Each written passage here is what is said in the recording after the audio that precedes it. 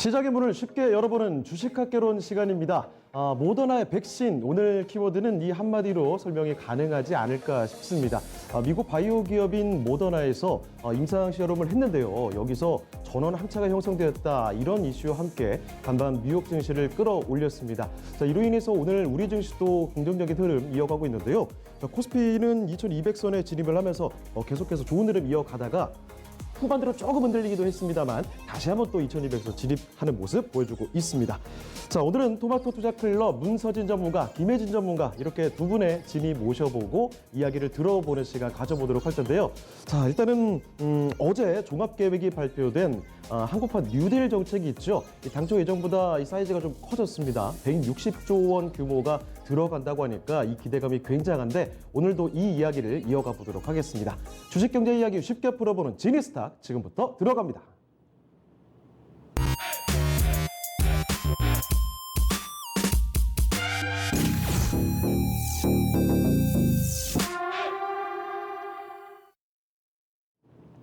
자, 그러면 지니의 인사부터 들어보도록 하겠습니다. 네, 전문가님 안녕하세요. 네, 안녕하세요. 네, 반갑습니다. 자, 전문가님, 어제 한국판 뉴딜 10대 대표 사업이 발표가 되기도 했습니다. 여러 가지 관심이 좀 많이 모아지고 있는데 이 중에 사실 조금 낯선 용어도 있는 것 같더라고요. 이 데이터 댐이라는 게 있던데 이거 뭔지 좀 먼저 들어볼까요? 네, 어제 말씀드린 대로 한국판 뉴딜 정책이 발표가 됐습니다. 2025년까지 국고만 투자를 114조 원 한다고 했고요. 그다음 민간이나 지자체에서 포함해서 총 160조 원이 넘는 자금을 투입하겠다라고 밝혔는데요. 어제도 잠깐 설명해 드렸지만 이번에 한국판 뉴딜은 크게 두 축으로 나눌 수 있습니다. 디지털 뉴딜과 그린 뉴딜인데요. 그리고 어저께 발표된 내용들 중에 그래도 그 두 축에서 자세하게 10대의 구체적인 과제, 산업을 발표를 했습니다. 그 부분에서 아마 궁금하신 부분이 있을 것 같아서 제가 설명해 드리려고 하는데요. 어제 발표된 10대 산업 과제, 일단 보여드릴게요. 일단 여기서 맨 첫 번째로 밝혔던 산업 중에 하나가 바로 데이터 댐입니다. 제가 10대 대표 산업을 정리를 했는데요. 정리해보니까 일단 디지털 뉴딜 쪽에서는 세 개의 산업을 대표 산업으로 만들겠다라고 했고요. 그린 뉴딜 쪽에서는 세 가지, 그린 리모델링, 그린 에너지, 친환경 미래 모빌리티 세 가지의 산업을 대표 산업으로 육성하겠다라고 했고요. 그 결국 융합한 거, 디지털과 그린을 융합한 융합 과제는 총 4가지의 대표 산업을 육성하겠다고 밝혔습니다. 그중에서 맨 첫 번째 디지털 뉴딜에 있는 데이터 댐이 결국에 디지털 뉴딜의 가장 기초적인 인프라라고 생각하시면 좋으실 것 같은데요. 이 부분에 대해서 자세히 설명해드리겠습니다.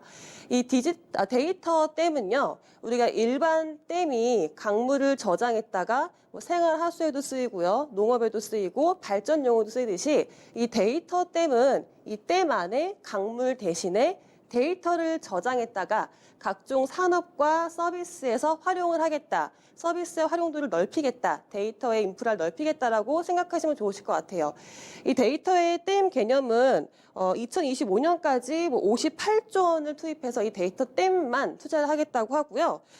디지털 경제를 나아가기 위한 4차 산업혁명의 핵심 인프라로 데이터 댐을 손꼽고 있습니다.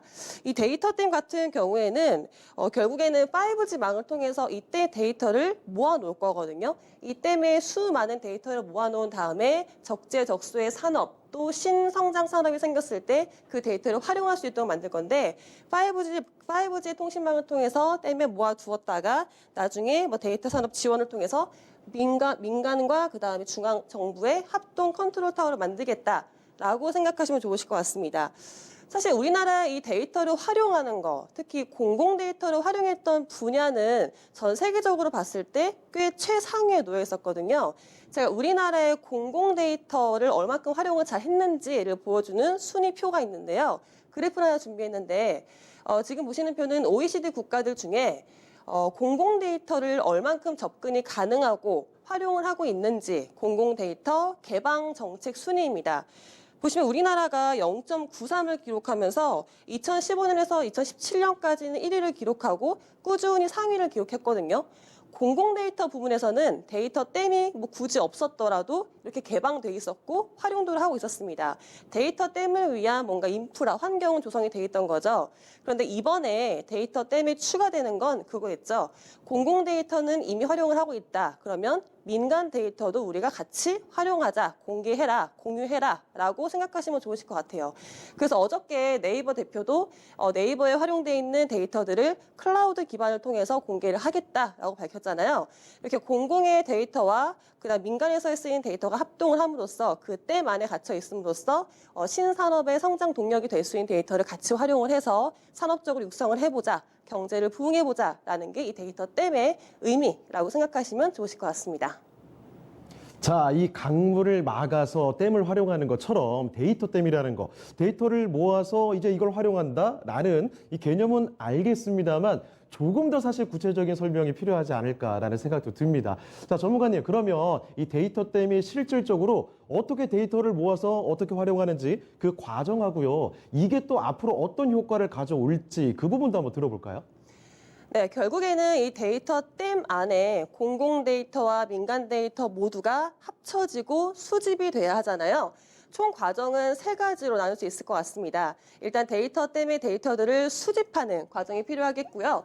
그다음에 그 수집된 데이터들을 쌓아놓고 축적해놓고 가공을 하는 절차가 필요하고요.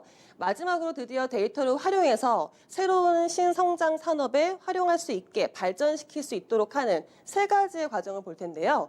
일단 수집하는 과정은 공공 데이터 같은 경우에는 여러 부처에서 받을 수 있겠죠. 이렇게 이번에 데이터 댐을 통해서 가장 빠르게 이 산업을 쓰일 수 있는 산업이 바이오 의료 사업이라고 지금 보고 있는데요. 바이오 의료 사업 같은 경우에는 뭐 공공기관의 복지부에서 데이터를 줄 수 있겠고요. 저희가 뭐 금융에 관련된 데이터들은 금융위에서 받을 수도 있겠죠. 이렇게 관계 부처에서 데이터를 모집할 수 있고요. 민간에서도 역시 클라우드 기반을 통해서 데이터를 공유하도록 할 겁니다. 이때는 5G 네트워크 통신망을 이용할 거고요. 그다음에 뭐 CCTV라든지 IoT라든지 드론이라든지 다양한 기기를 이용해서 이 데이터들을 수집을 할 겁니다. 그리고 이 데이터를 수집할 때 중요한 점이 하나 있는데요. 이때 모든 데이터를 다 수집을 해서 공개를 하되 개인정보에 대해서는 좀 보호를 해줘야 되기 때문에 이때 개인정보를 좀 더 분류할 수 있도록 하면서 또 할 수 있는 기술이 필요합니다. 이 부분은 이제 사람이 해야 되는 부분이기 때문에 이쪽에서 이제 일자리가 많이 생기겠다라고 지금 내비치고 있는 거고요. 그 다음 부분은 이렇게 수집한 데이터들을 축적하고 가공을 할 겁니다. 그 단계에서는 AI를 이용할 거예요. 그래서 인공지능 플랫폼을 이용해서 이 데이터들을 쌓아놓고 가공을 하고 분류하는 작업을 할 텐데요. 이때도 보시면 이 데이터들을 우리가 다 통합하고 관리할 수 있게 또 모든 사람들이 접근을 할 수 있도록 조금 더 빠르게 데이터에 접근할 수 있도록 데이터 맵을 구상하겠다, 지도를 구상하겠다는 정책이 발표됐습니다.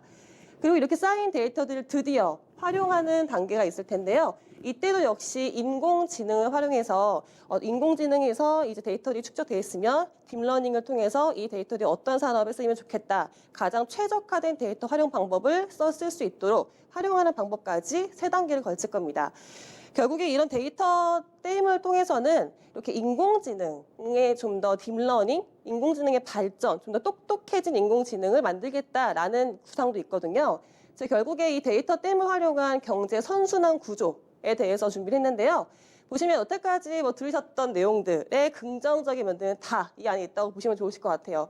결국에 데이터 댐을 이용해서 데이터를 활용하고요. 새로운 산업을 증진시키고 그다음에 개인정보 같은 것은 조금 더 보호할 수 있도록 이 부분에서 보안도 향상을 시키고요. 혁신 산업을 생성하고 혁신 서비스를 창출하고 결국에는 인공지능도 좀 더 똑똑하게 만들겠다라는 점에서 데이터 댐의 긍정적인 효과라고 보시면 될 것 같고요. 그다음에 클라우드 소싱이라는 게 있습니다. 이 클라우드 소싱은 누구나 다 이 클라우드에 접속해서 데이터를 활용할 수 있는 그 과정을 말하는데요. 이미 일본이나 미국 같은 경우에는 이 클라우드 소싱이 많이 활용이 되고 있는 분야이기 때문에 국내에서도 이 데이터 댐을 활용해서 클라우드 소싱 산업이 좀 더 커질 수 있다까지 기대되는 부분입니다. 결국엔 데이터 댐에서 이 데이터 활용을 한 신산업 성장이 좀 더 빠르게 성장할 수 있겠고요. 이를 기반으로 한 4차 산업혁명의 빠른 성장, 그다음에 기대감, 창출되는 효과는 좀 어마어마한 것 같습니다. 자, 이렇게 지니스톡에서 한국판 뉴딜 정책의 10대 대표 사업이 있죠. 이 중에 데이터댐이 무엇인지 구체적으로 정리를 해봤습니다. 자, 그러면 여기서 문선희 전문가도 같이 좀 불러보도록 할게요. 주식학개론 오늘 조금 더 큰 이야기를 진행을 해보도록 하겠습니다. 자, 이 한국판 뉴딜 정책에 대해서 계속 이야기를 할 테지만 어제 많은 얘기들 그리고 오늘도 계속해서 이어집니다. 오늘 페이지 지금부터 열어보도록 하겠습니다.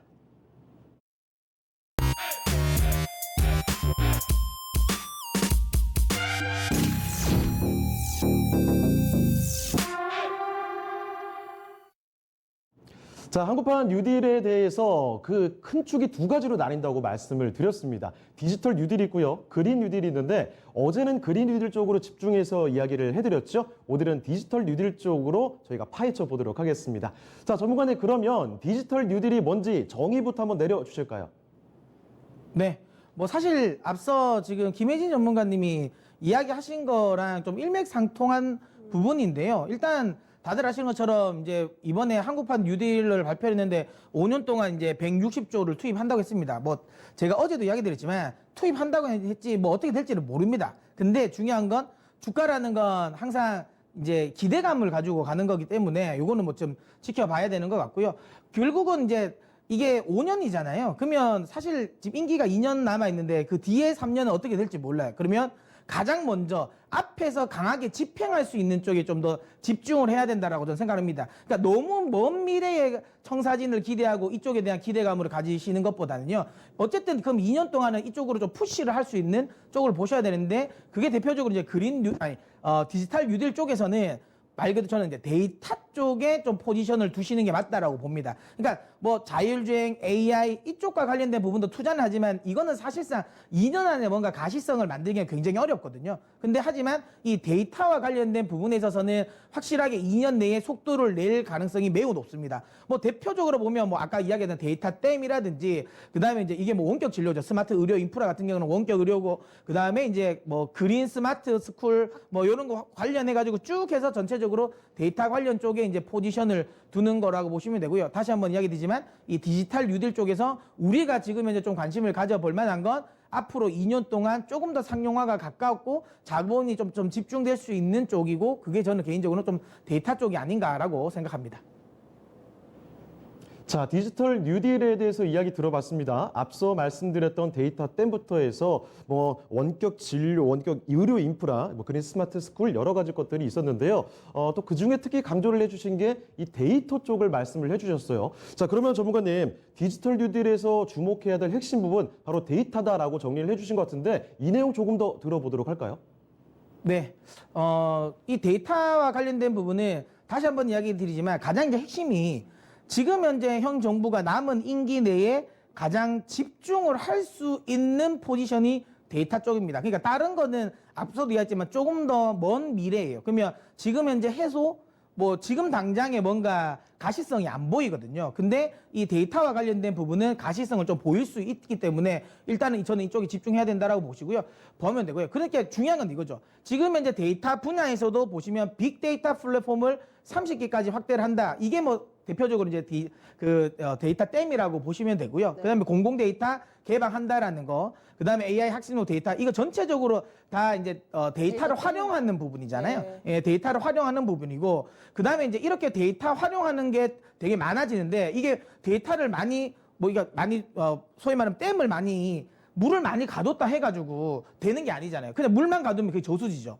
그럼 결국에는 물을 흘려보낼 수 있게 만들어야 되는데 그게 결국에는 5G 인프라라고 보시면 됩니다. 그러니까 원활하게 데이터를 뭐 수신과 송신을 할 수 있게 만드는 건데 이쪽 관련 부분 이거는 사실 지금 현재 그러니까 현 정부가 뭔가 여기에 정부 자본을 많이 투입할 필요는 없어요. 네. 그러니까 민간 지금 이제 이통 3사가 하고 있는데 여기서 조금만 법적인 부분만 조금만 규제를 완화시켜주고 그 다음에 세제 지원만 해주면 되는데 지금 세제 지원 이야기가 나왔거든요. 나왔어요. 예, 이게 뭐 5G 투자와 관련된 부분에 있어서 어쨌든 세제 지원을 한다라고 나와 있기 때문에 그쪽 관련 부분에 기대감을 가질 수 있고요. 다시 한번 이야기드리지만, 그러니까 이전에도 지금 현재 5G가 아닐 때 인프라가 확충되지 않을 때도 지금 코로나 사태로 인해서 지금 데이터 트래픽이 엄청나게 많이 늘어나 있는 상태입니다. 근데 거기에 이번에 또 대표적으로 또 클라우드 시장을 또 키운다는 거잖아요. 그러면 그 과정에서 트래픽은 자연스럽게 늘어날 수밖에 없고요. 이렇게 트래픽이 늘어나는 거에 우리는 집중해야 된다. 트래픽이 늘어났을 때 수혜가 될 수 있는 종목을 지금 집중해야 된다고 봅니다. 이 흐름은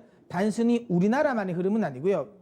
차트를 보시면 아실 건데요. 이게 지금 현재 글로벌 주요 이제 IT 기업들이 원래 어떤 것들을 많이 투자했냐라는 부분인데 보시면 아시겠지만 이 IT 그룹 내에서 가장 많이 올해도 투자된 게 뭐냐면 인프라 쪽입니다. IT 인프라 쪽. 이게 뭐냐면 데이터 센터, 네. 그다음 5G 망 같은 이 부분이거든요. 다른 것들은 코로나로 인해서 지금 전체적으로 다 떨어졌어요. 다 투자가 떨어졌지만 보시는 것처럼 IT 인프라 쪽은 계속 투자가 된다. 근데 이 인프라 관련 부분을 제가 왜 데이터를 계속 자꾸만 강조드리냐면요. 이게 이 문제가 됩니다. 만약에 지금 트래픽이 늘어나서 이 데이터를 받아들일 수 있는 서버가 만약에 속된 말로 터졌다라고 네. 하면 어떤 문제냐면요. 사실 5G가 되든 4G든 우리 사실 지금 현재는 별로 중요하지 않아요. 우리가 4G를 보는 거나 왜냐 5G 킬러 컨텐츠가 없기 때문에 5G든 4G든 쓰는데 별 문제가 없단 어려움이 말이죠. 없죠, 네. 예, 그렇기 때문에 사실 기지국 중계기와 관련된 부분은 조금 늦게 투자할 수도 있습니다. 하지만 중요한 건 이 서버는 다르거든요. 맞아요. 왜냐하면 내가 잘 보고 있는데 이게 만약에 아예 안 보여버리면 서버가 터져서 아예 안 되면 이거는 서비스에 문제가 생기거든요. 그렇기 때문에 이쪽 데이터와 관련된 부분은 계속 투자가 될 수밖에 없고 그렇기 때문에 지금 데이터 관련 부분, 트래픽이 늘어나는 거와 관련된 부분의 투자는 지금 계속 제가 계속 강조드렸습니다. 옛날에 제가 다산 네트워크스 뒤에도 좀 설명했지만 계속 무조건 트래픽 이거는 5G와 상관없이 계속 가야 된다라고 이야기했던 것처럼 지금은 데이터 쪽에 계속 관심을 가지시면서 투자를 하셔야 된다 이야기 드리도록 하겠습니다. 네, 디지털 뉴딜의 핵심은 이 데이터고 데이터의 인프라에 관련된 그런 종목들 집중을 해봐야 되겠다 이렇게 들리는데요. 그러면 그 종목들 들어보도록 하겠습니다. 어떤 종목들이 있을까요?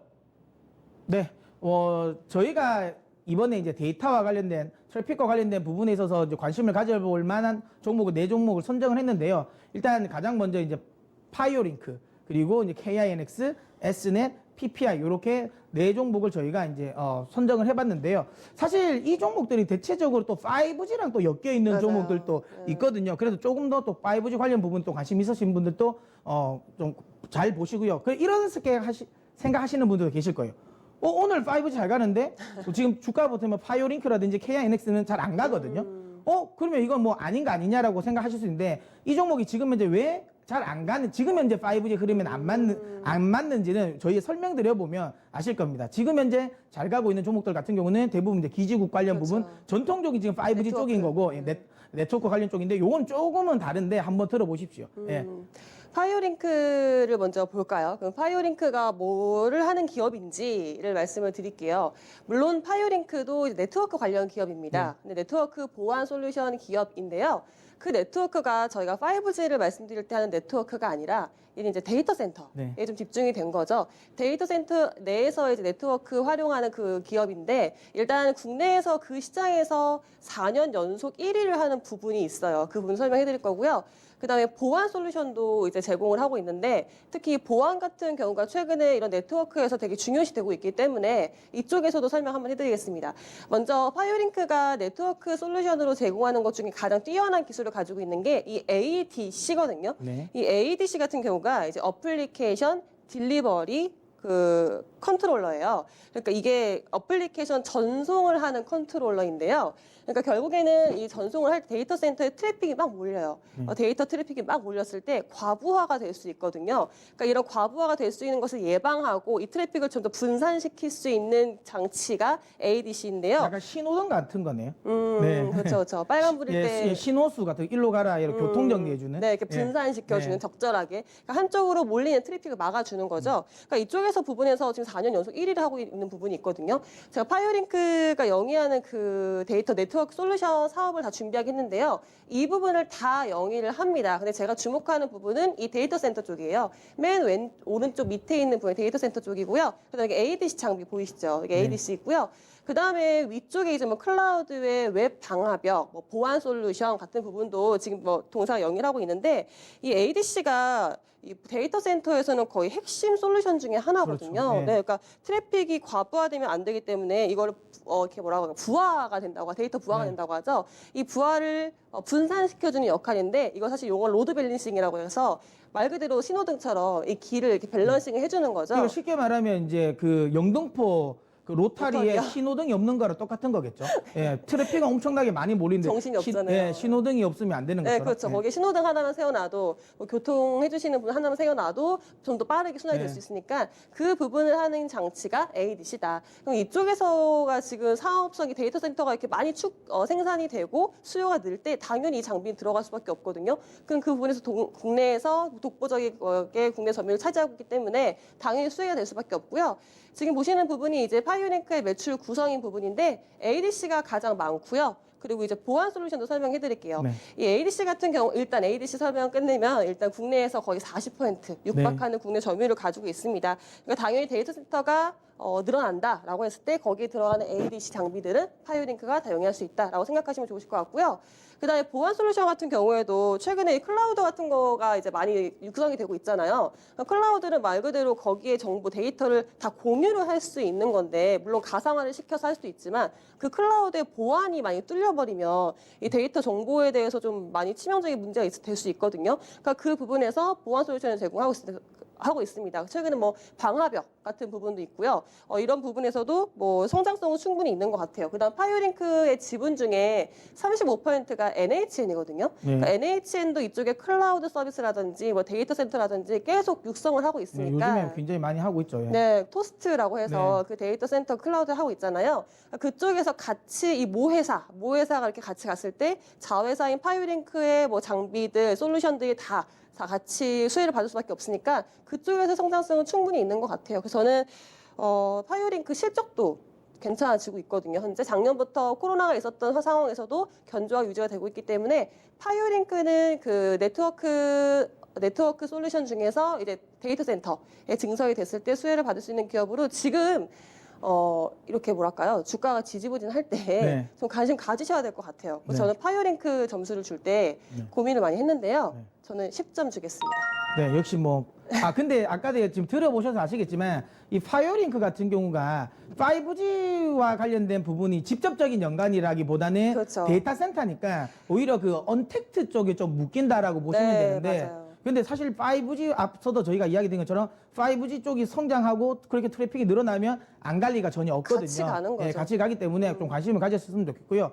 저희가 이제 준비한 건 저는 이제 소개할 건 KINX인데 이걸 좀 많이 들어보신 분들도 계시고 안 들어보실 분도 계실 것 같은데 이 부분은 저는 좀 오늘 설명을 좀 강조를 좀 많이 드리려고 합니다. 사실 이제 저는 뭐 지금 제가 뭐 KMW 엄청나게 제가 좋아하고 뭐 다산 네트워크스를 굉장히 좋아하잖아요. 네. 그거 못지않게 제가 굉장히 지금 좋아하고 있는 종목이라는 거죠. 뭐 아직까지 제가 제 이름을 뭔가 연관을 아직은 안 시키고는 있지만 KINX. 제가 만약에 이 이름을 연관을 시켰다면 다시 한번 얘기하지만 강하게 미는 거고 중요한 건 M이었으면 좋았을 텐데요. 그죠? 그런가요? 네, 그만큼 제가 아주 눈여겨보는 종목이라고 보시면 됩니다. 굉장히 국내에서 좀 약간 독보적인 업을 하고 있다고 보시면 되는데요. 코로케이션 국내 절대 강자입니다. 코로케이션이 뭐냐라고 하시면 이제 이거죠. 우리가 흔히 말하는 IDC 센터라는 게 있습니다. 그 대부분 이제 우리가 흔히 말하는 데이터 센터가 네. 있는데요. 이 데이터 센터 중에 코로케이션은 중립형 데이터 센터라고 보시면 되는데요. 중립형, 뭐가 중립이야? 난 중립 싫은데 한 방향이 더 좋은데라고 죄송합니다. 그러니까 생각하실 수도 있는데 이게 뭐냐면 지금 이제 우리는 이통 3사들이 대부분 하잖아요. 네. 그 IDC 센터 같은 경우는 만약에 내가 그 IDC 센터에 예를 들어 서버 같은 경우를 맡기면 의뢰를 하면 KT에 맡기면 KT선밖에 못 써요. 그렇죠. 그 다음에 SK에 있으면 SK밖에 못 씁니다. 그 다음에 LG U 플러스에 맡기면 LG U 플러스 망밖에 못 씁니다. 근데 이 중립형, 말 그대로 망이 중립이라는 말이거든요. 그러니까 만약에 이 코로케이션 쪽 업체에 맡기는 사람이 본인이 원하는 망을 쓸 수가 있어요. 그러니까 나는 SK 망을 쓰고 싶다. 나는 뭐 LG U 플러스 망을 쓰고 싶다. 나는 KT 망을 쓰고 싶다. 다 원활하게 쓸 수 있다라는 거. 그러다 보니까 이쪽 관련 부분에 지금 수요가 많이 늘어난다라고 보시면 되고요.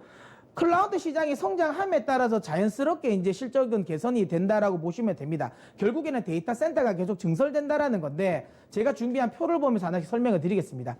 앞서 제가 인터넷 관련 기업들이 투자를 가장 많이 한 게 IT 인프라 쪽이라고 이야기 드렸죠. 근데 그 IT 인프라 중에서도 가장 많이 투자한 게 클라우드 IT 인프라입니다. 이게 이제 성장성이 지금 계속 꾸준하게 증가한다라고 보시면 되고요. 그 다음 표 하나 보실까요? 결국에는 이게 이제 여기 보면 하이퍼스케일러랑 그다음에 일반 서비스 업체인데 이게 투자하는 비중인데 이게 뭐냐면 그러니까 우리가 흔히 말하는 네이버, 그다음에 뭐 아마존, 그다음에 마이크로소프트, 카카오 이런 식의 그러니까 흔히 게임으로 따지면 헤비 유저라고 보시면 돼요. 돈을 가장 많이 쓰는 유저라고 보시면 되는데 이런 하이퍼스케일러들이 투자가 지금 이제 가파르게 증가를 하고 있다라는 거죠. 아무래도 시장을 어쨌든 전체적으로 이끌어가는 리더들이 지금 이제 투자를 굉장히 많이 하고 있다라는 점을 감안한다면 데이터 센터와 관련된 부분에 뭐 증설은 계속 이어질 수 있다라고 보시면 되고요. 자, 다음 표를 하나 보도록 하겠습니다. 이게 이제 흔히 말하면 이제 데이터 센터, 이제 코로케이션의 이제 전체적인 모습인데 이게 이제 뭐냐면 일반적으로 많은 분들이 이런 거예요. 요 데이터 센터를 그러면 그냥 임대를 하는 게 아니라 그러면 내가 직접 지으면 되지 않을까라는 거죠. 내가 직접 지어서 하면 되지 않을까라는 건데 여기 보시는 것처럼 이걸 하나 하려면 서버도 들어와야 되죠. 그다음에 공급 장치, 전원 공급 장치, 발전 혹시라도 이제 전원이 끊겼을 때 발전기, 배터리룸 뭐 그다음에 가장 옆에 전기를 워낙 많이 쓰니까 송전탑 같은 것도 굉장히 바로 옆에 있어야 됩니다. 이것 때문에 사실 이번에 그 네이버 IDC 센터가 사실 조금 이제 문제가 됐던 것도 있었죠. 이런 것 때문에 전력을 많이 쓴다는 이유로. 어쨌든 이거 자체 하나 만드는데 굉장히 많은 비용이 듭니다. 그래서 이제 그런 생각을 많은 분들이 생각을 하실 거예요. 그러니까 뭐 결국엔 근데 뭐 삼성이라든지 뭐 이런 애들은 본인들이 돈도 많은데 그거 쓰면 되지 않나라고 생각하실 수 있는데요. 아닙니다. 왜 아니냐면요. 기본적으로 여기 보시는 것처럼 이 인프라 아웃소싱이 비중이 지금 현재 계속 늘어나고 있어요. 그러니까 이걸 원래는 본인들이 자기들이 만들었어요. 직접적으로 만들어서 본인들이 데이터 센터를 가지고 거기서 본인들 걸 했었는데 지금은 오히려 아웃소싱을 많이 합니다. 그게 왜 그러냐면 아웃소싱을 하는 게 훨씬 더 쌉니다. 비용이 40%나 쌉니다. 그러니까 보통 이런 뭐 데이터 센터를 하나 만들면 한 10년 정도를 쓴다고 봤을 때 10년 정도 내가 초기 건설 비용, 그다음 거기에서 운용하는 비용을 다 감안을 했을 때 내가 오히려 아웃소싱을 맡기는 게 40% 정도 비용이 절감되는 거죠. 그렇죠. 이게 대표적으로 뭐냐면 원래 넷플릭스가 엄청나게 데이터를 많이 쓰지 않습니까? 그래서 본인이 자체적으로 데이터 센터를 했었어요. 근데 이거를 아마존에 다 맡겨버렸습니다. 그러니까 그만큼 넷플릭스도 본인이 쓰는 것보다는 훨씬 더 아웃소싱이 좋다라는 거죠. 그래서 이쪽 관련 시장은 계속 늘어날 수밖에 없다라고 보시면 되고요. 그러면 또 이런 이야기를 하지 않겠습니까? 요즘에 이제 아마존이랑 그다음에 마이크로소프트, 그다음에 뭐 구글이 엄청나게 이 클라우드 시장을 장악하고 있죠. 장악하고 있으면서 우리나라에도 굉장히 많이 뛰어들었습니다. 네. 그러면 사람들이 다 뭐 아마존이나 이런 데 다 하는 거 아마존 거 아니냐. 쓰지. 네, 그 아마존 거 쓰지. 왜 이런 일반 그 데이터 센터 걸 쓰겠냐라고 생각하실 수 있는데요. 이건 역시도 예전에는 그런 생각을 하는 게 맞습니다. 예전 같은 경우는 이 클라우드 업체와 데이터 센터 업체는 어찌 보면 경쟁 관계였습니다. 경쟁 관계였는데 지금은 좀 다른 게 특히 이 중립형 데이터 센터를 하는 업체들은 좀 다른 게 뭐냐면 아까도 얘기했지만 망도 중립적으로 쓰긴 하는데요. 소프트웨어 프로그램도 마음대로 씁니다. 그러니까 예를 들어 내가 만약에 이런 이제 코로케이션 업체에게 맡깁니다. 의뢰를 하는데 그럼 이렇게 맡길 수 있어요. 나는 망은 SK SK 브로드밴드 망을 나는 하고 싶어. 근데 거기서 쓰는 클라우드는 나는 아마존 걸 쓰고 싶어 라고 하는 거죠. 그러면 이렇게 코로케이션 업체들이 뭐 아마존, 마이크로소프트 이런 회사들과 다 계약을 관계를 가지고 있어요. 그러니까 서버도 관리하지만 여기를 들어가면 내 마음대로 원하는 거. 그러니까 예를 들어 처음에는 아마존 걸 쓰다가 아마존 거 좀 별론데 그럼 나는 마이크로소프트 걸 좀 쓸래, 바꿀래. 충분히 그게 가능하거든요. 그렇기 때문에 뭐 예전 같으면 이 아마존이라든지 마이크로소프트가 경쟁 관계였다면 지금은 경쟁 관계가 아닙니다. 오히려 상호 보완 관계라고 보시면 되고요. 그러면 또 의문점이 들죠. 그럼 알겠어. 근데 그거 사실 그러면 뭐 이렇게 미국 쪽에 많이 짓는 거 아니야? 클라우드 쪽에 많이 투자가 더 많이 되니까 그럼 그쪽에 강점이 있으니까 그쪽에 많이 되면 우리나라 별로 안 짓지 않나? 라고 생각하실 수도 있지만 혹시라도 저는 이건 한번 이거는 뭐 주식 방송인데 약간 영화 추천이긴 한데요. 혹시라도 이 주식을 하시는 분 그리고 5G를 좀 많이 관심 있으신 분들은 영화 중에 벌새 프로젝트라는 걸 한번 봐보십시오. 이게 충분히 도움이 꽤 될 것 같은데요. 이게 왜 제가 이 이야기를 왜 나왔냐면 데이터를 전송을 하면 그 데이터 센터와 전송하는 거리가 멀면 멀수록 지연이 됩니다. 그렇겠죠. 예, 거리가 멀수록 지연이 돼요. 그렇기 때문에 대부분의 지금 이 클라우드 업체들은 예를 들어 내가 중국에 소위 말하는 서비스를 한다라고 하면 중국 내에 데이터 센터를 지어야 돼요. 그리고 만약에 소위 말하면 이 고객들이 한국에 많다 하면 한국 쪽에 또 데이터 센터를 많이 지어야 됩니다. 그래야지 지연이 덜 되거든요. 그렇죠. 그러니까 물론 지금의 일반적인 상황에서는 그렇게 지연이 많이 되진 않는데 이게 나중에 뭐 스트리밍 그러니까 게임이라든지 그다음에 스마트 팩토리라든지 그다음에 뭐 자율주행 쪽으로 넘어가 버리면 지연이 되면 안 되거든요. 그렇기 때문에 그 요소의 데이터 센터를 지어야 됩니다. 그렇기 때문에 클라우드 시장이 커지면 커질수록 아마존과 그다음에 뭐 마이크로소프트가 커지면 커질수록 이쪽 시장은 커질 수밖에 없다라고 보시면 되고요. 그러면 요즘에 보니까 미국의 이키닉스라든지 그다음 우리나라 뭐 대기업들도 맞아. 이쪽에도 들어오던데 그러면 그쪽 때문에 이거 KINX 안 좋은 거 아니냐라고 생각하실 수도 있는데요. 그것도 아닙니다. 왜냐하면 그쪽은 사실상 임대료가 굉장히 비쌉니다. 그쵸. 그래서 대부분 그쪽은 대기업 중심의 소위 말하면 시장이라고 보시면 돼요. 근데 이 KINX 같은 경우는 중소기업입니다. 그러니까 중소기업을 상대로 지금 현재 코로케이션 업을 하기 때문에 이게 좀 약간 시장 자체가 좀 다르다고 보셔야 되죠. 그렇기 때문에 이쪽 관련 부분은 그렇게 크게 우려하지 않으셔도 된다.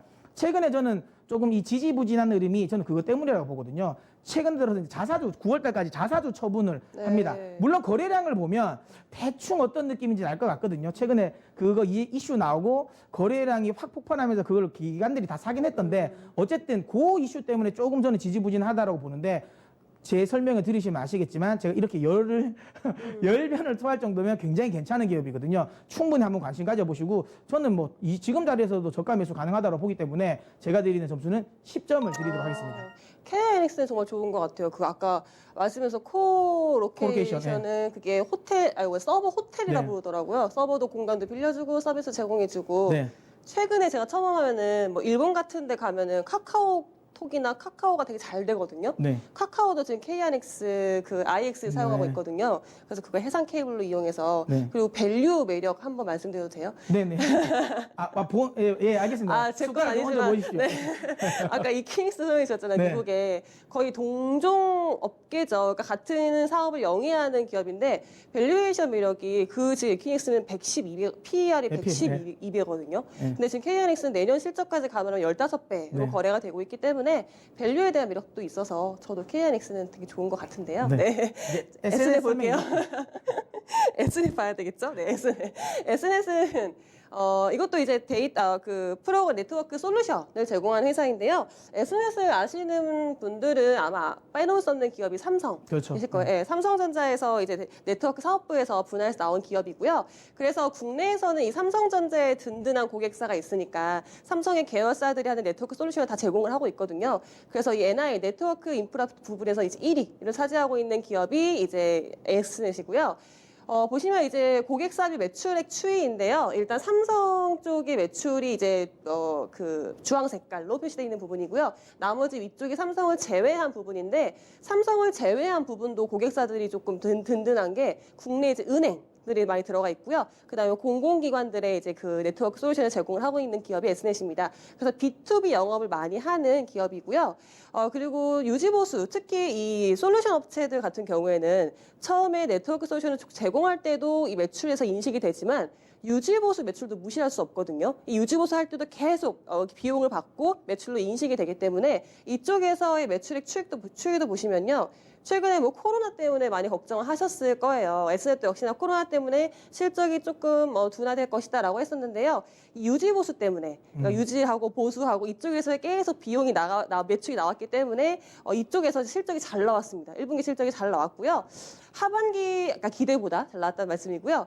하반기에 저는 본격적으로 성장을 할 것 같아요. 이런 네트워크 솔루션 부분에서 특히나 하반기에 삼성전자가 지금 반도체 네. 공장 증설을 많이 하죠. 네, 증설을 그래서. 하겠다고 하잖아요. 네. 그럼 이쪽에서의 또 솔루션, 또 제공도 S넷이 할 거고요. 그다음에 뭐 은행들도 이제 네트워크 증축할 때 네. 이제 S넷의 그 프로그램을 사용할 거니까 이쪽에서의 기대감이 있는 것 같아요. 그래서 저는 뭐 본격적인 성장을 기대하면서 S넷도 좋게 보고 있거든요. S넷은 그러면 9점을 주겠습니다.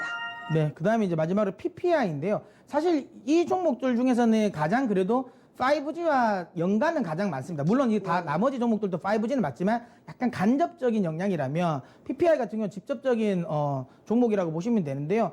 PPI 같은 경우는 이제 오이 솔루션과 약간은 이제 같은 궤를 한다라고 보시면 됩니다. 그러니까 오이 솔루션이 광 트랜시버를 이제 만든다면 이제 PPI 같은 경우는 이제 광파장 이제 다중화 소자를 만드는 회사거든요. 이게 뭐냐라고 생각하실 수 있는데요. 제가 어려 준비한 그림을 한번 보면 요게 이제 모두 변환기고요. 요거 말고 다음 거 하나 볼까요? 요거 보면 여기 지금 보시는 것처럼 뭐 케이블 같은 게 있지 않습니까? 이게 AWG라는 건데요. 이게 뭐냐면 쉽게 말하면 광 트랜시버는 우리가 잭을 이렇게 꼽을 수 있는 거잖아요. 네. 근데 이거는 말 그대로 그 잭입니다. 전선이라고 보시면 돼요. 이 전선을 꼽는 거, 이 전선을 만드는 회사라고 보시면 되고요. 이 말은 뭐냐면 결국에는 오이 솔루션의 광 트랜시버가 많이 판매된다라는 거는 그만큼 PPI의 AWG도 많이 나간다라는 겁니다. 왜냐하면 그냥 광 트랜시버만 있으면 뭐 하겠습니까? 이걸 뭐 꽂아서 선을 연결할 게 있어야 되니까요. 그렇기 때문에 이게 그러니까 오이 솔루션의 실적이 증가한다라는 건 달리 말하면 지금 PPI의 실적도 증가한다라고 보시면 되고요.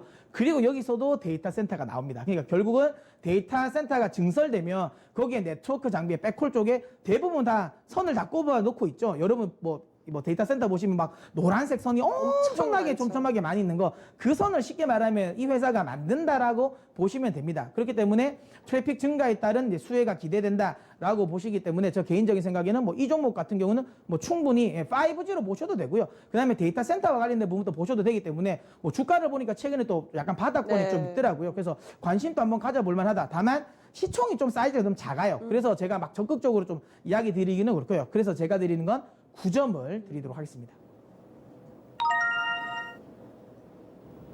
자, 디지털 뉴딜 관심 종목들 전반적으로 점수들이 다 높습니다. 9점 아니면 10점인데요. 10점짜리 두 종목이 나와 있습니다. 파이오링크와 KINX. 이 두 종목 중에 그러면 탑픽은 어떤 종목이죠?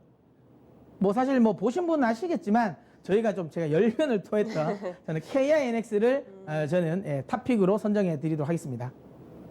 가격 네, 전략. 가격 전략. 차트를 보시면서 들으면 일단 KINX 같은 경우는 저는 지금 가격대에 충분히 뭐 매수를 지금 현재까지 맞아요. 매수를 하셔도 된다라고 보고요. 앞서 이야기 드린 것처럼 최근에 약간 가격이 좀 주가가 지지부진하는 결정적인 이유는 자사주 처분 이슈 때문인데요. 저는 이거는 뭐 크게 물량도 전체에 크지가 않거든요. 그리고 저는 어느 정도는 소화를 했다고 보기 때문에 지금 자리 충분히 가능하다라고 보고 목표가는 8만 원. 그다음에 이제 손절가는 5만 5천 원을 설정하시고 대응하시면 되는데 저는 목표가는 사실 내년까지 성장성을 기대하면 10만 원도 저는 설정을 해도 된다라고 보는데 이건 8만 원을 도달하고 나서 제가 나중에 목표가 상향하는 쪽으로 하고요. 일단 지금 현재는 8만 원까지 목표가 잡고 대응하셔도 충분하다라고 이야기 드리도록 하겠습니다.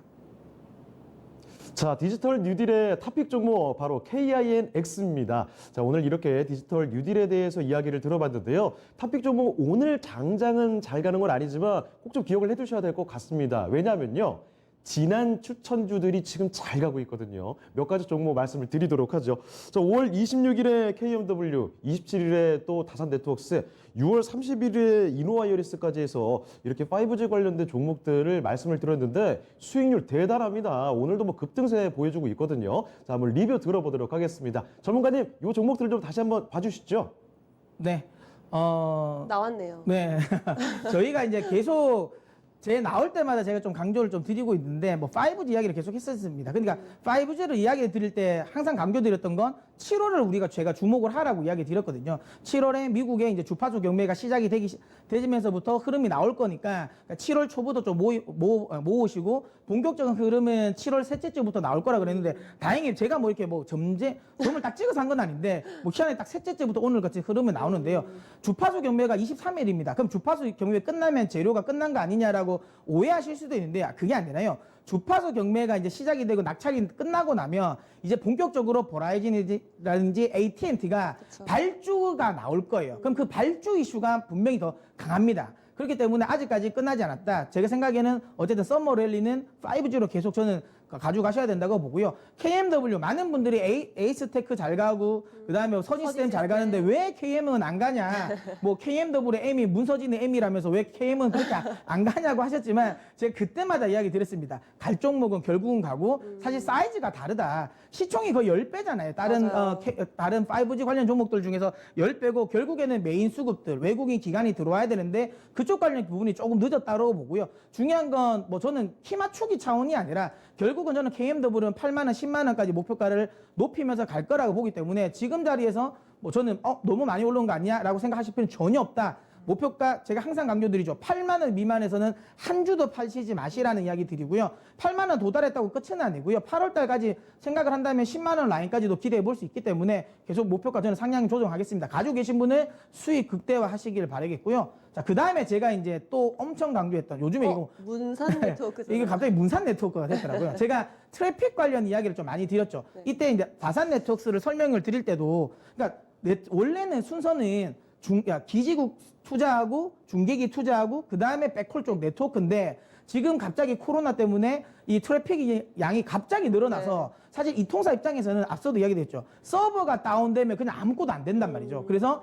지금은 이제 기지국을 하고 중계기 쪽보다는 오히려 백홀 쪽에 투자를 더 많이 합니다. 그래서 뭐 이거는 뭐 5G든 4G든 상관없다. 어쨌든 트래픽이 늘어나기 때문에 네트워크 장비는 계속 늘어날 수밖에 없고 특히 화웨이 제재에 가장 수혜줍니다. 그러니까 화웨이 통신 장비가 철거가 되면 다산존 솔루션을 통해 해외 쪽에 부분은 다산 네트워크스 쪽에 장비가 들어갈 가능성이 매우 높거든요. 그렇기 때문에 제가 계속 강조를 드렸는데 어쨌든 오늘 거의 50% 정도까지 목표가도 도달이 됐는데요. 네. 저는 12,000원까지 목표가는 추가적으로 더 상향 조정해도 된다라고 보고 있습니다. 그래서 뭐 다산 네트워크스를 가지고 계신 분들 역시 수익 극대화 차원에서 더 들고 가십시오. 다산 네트워크스는 차트 흐름도 보시면 4G 때 네. LTE 도입했을 때도 이제 아이폰이 나왔을 때 그때만 해도 데이터 많이 늘어났다고 데이터 트래픽 증가했다고 다산 네트워크스 실적도 많이 증가했거든요. 네. 근데 5G는 차원이 다르거든요. LTE에 비해서 트래픽이 더 많이 증가할 거기 때문에 네트워크 관련은 더 수혜를 받을 수 있기 때문에 수익 극대화 하셨으면 좋겠네요. 맞습니다. 네, 자, 그 다음에 마지막 이제 최근에 제가 나는 에이스테크도 못 샀어. 나는 서진도 못 시스템도 샀고 없어. KMW도 못 샀는데 솔리드는요? 네. 근데 다 못 샀는데 뭘 사야 되냐? 네. 그러면 저는 개인적으로 이노와이어리스를 지금부터 공략하셔도 된다라고 이야기 드립니다. 이노와이어리스도 저희가 계속 강조드리는 거 이제 중국과 인도와의 관계에서 인도의 수혜주도 된다. 그다음에 이노와이어리스는 지금 일본이랑 미국 쪽인데 결국에는 소프트뱅크와 관계가 좋거든요. 맞아요. 그러면 일본 쪽이 어쨌든 소프트뱅크가 투자가 될 때 뭐 계측 장비, 시험 장비도 납품이 될 가능성이 높고요. 미국 같은 경우도 지금 현재 보면 굉장히 좋습니다. 이게 무슨 말이죠? 네. 네, 그래서 제 개인적인 생각에는 이노와이어리스 같은 경우는 충분히 지금 자리에서도 매수를 하셔도 된다. 그리고 아까도 얘기드린 것처럼 이노와이어리스를 자꾸만 중계기 쪽으로 보시는데요. 중계기 쪽보다는요. 시험 장비라 계측 장비 쪽인데 이게 어쨌든 이제 미국이나 일본에 이제 투자를 시작하잖아요. 그쵸. 무조건 들어간다. 시작 단계에서 무조건. 다시 한번 이야기드리지만 미국 쪽, 그러니까 일본 쪽 소프트뱅크, 또 소프트뱅크가 다들 아신 것처럼 뭐 그 스플린트랑 그다음에 T-모바일 쪽 이제 지분을 가지고 있기 때문에 미국 쪽 매출도 꽤 괜찮게 나올 겁니다. 그래서 저는 이노와이어리스 여전히 관심 가졌으면 좋겠습니다. 자, 이렇게 추천주 돌아봤습니다. 이전에 말씀드렸던 종목들이 실제로 이렇게 잘 가고 있다라는 사실을 증명을 해봤습니다. 그러니까 오늘도 내일도 이야기되는 탑픽 종목들 계속해서 기억을 해주시길 바란다고 말씀드리면서요. 오늘 주식학개론 이쯤에서 마무리 짓도록 하겠습니다. 지금까지 다양한 투자 판단에 대한 도움 말씀드렸습니다. 하지만 특정 종목의 상승과 하락을 보장하지는 않는다는 점 명심을 해주시고요. 그럼 저희는 내일 이 시간에 다시 뵙겠습니다. 고맙습니다.